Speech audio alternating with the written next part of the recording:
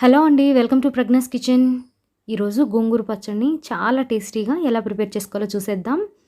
దీని టేస్ట్ నిజంగా చాలా బాగుంటుందండి.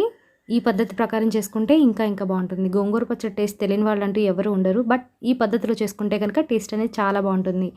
వేడి వేడి అన్నంలో నెయ్యి వేసుకొని ఉల్లిపాయ నంచుకొని తింటుంటే ఇంకా బాగుంటుంది. మరి దీన్ని ఎలా ప్రిపేర్ చేసుకోవాలో ఒకసారి చూసేద్దాం. ముందుగా ఫ్రెష్గా ఉన్న గోంగూరని 4 కట్టలు తీసుకున్నానండి. ఇలాగా ఎర్రగా ఉన్న గోంగూర కట్టలు తీసుకుంటే మీకు పచ్చడి అనేది బాగుంటుంది. నిల్వ కూడా ఎక్కువ ఉంటుంది. ఎందుకంటే దీంట్లో పులుపు అనేది కొంచెం ఎక్కువగా ఉంటుంది. కట్టలు చూడటానికి పెద్దగా కనిపిస్తున్నాయి కానండి, ఇవి మీడియం సైజ్ కట్టలు 4 తీసుకున్నాను.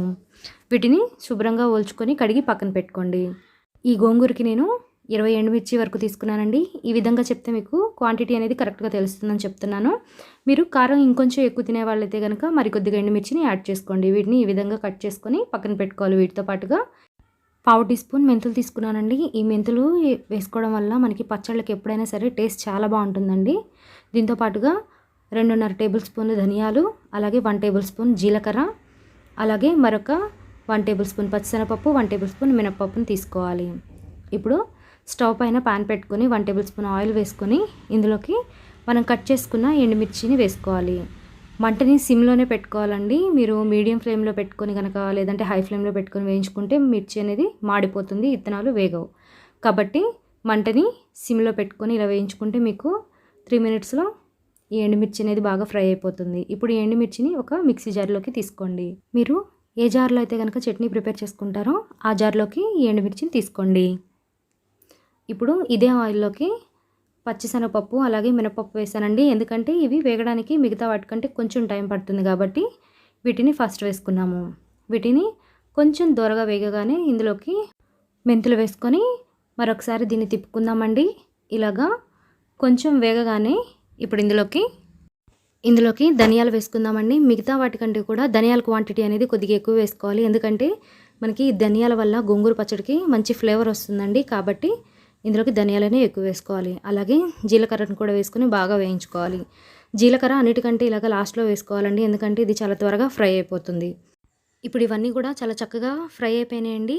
ఇప్పుడు వీటిని కూడా అదే మిక్సీ జార్లోకి తీసుకొని పక్కన పెట్టుకుందాము.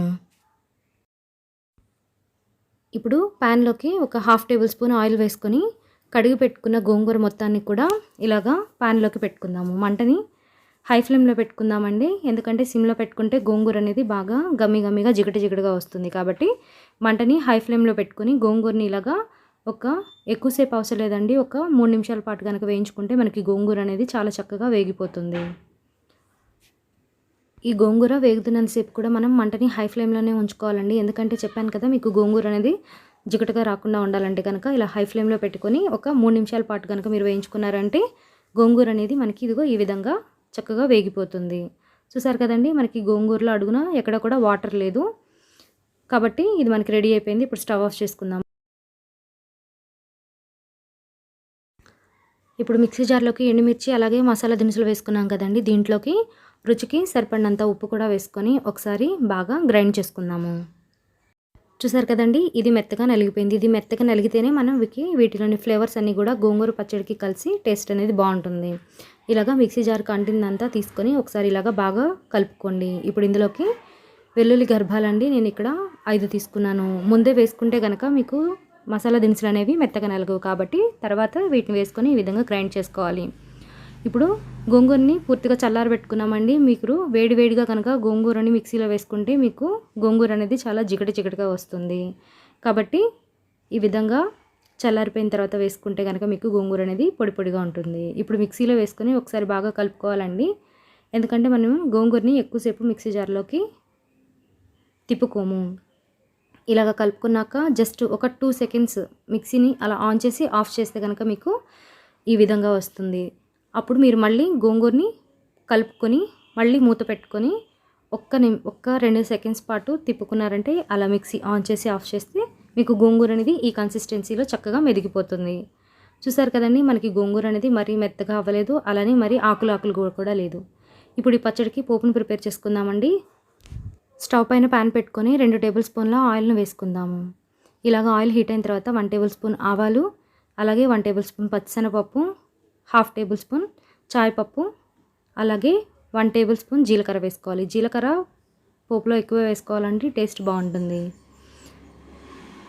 ఈ పోపు కొంచెం ఫ్రై అయిన తర్వాత ఇందులోకి ఒక చిటికెడు ఇంగువను వేసుకొని 4 రెమ్మల కరివేపాకును వేసుకోవాలండి. కరివేపాకు కూడా ఎక్కువ వేసుకోవాలి. మనకి పచ్చడికి టేస్ట్ తాలింపు వల్ల కూడా వస్తుందండి. కాబట్టి తాలింపు అనేది బాగా పెట్టుకుంటే మీకు పచ్చడి టేస్ట్ కూడా చాలా బాగుంటుంది. ఈ విధంగా పోపు ప్రిపేర్ చేసుకున్న ప్యాన్లోకి వేసుకొని ఒకసారి బాగా కలుపుకోవాలి. 2 నిమిషాలు ఇలాగ మంటను ఉంచుకొని తిప్పుకుంటే మీకు ఎంతో టేస్టీగా ఉండే గోంగూర పచ్చడి అనేది రెడీ అయిపోతుంది. చూసారు కదండి. ఈ రెసిపీ కనుక మీకు నచ్చినట్లయితే లైక్ చేయండి, షేర్ చేయండి, సబ్స్క్రైబ్ చేసుకోవడం మాత్రం మర్చిపోకండి.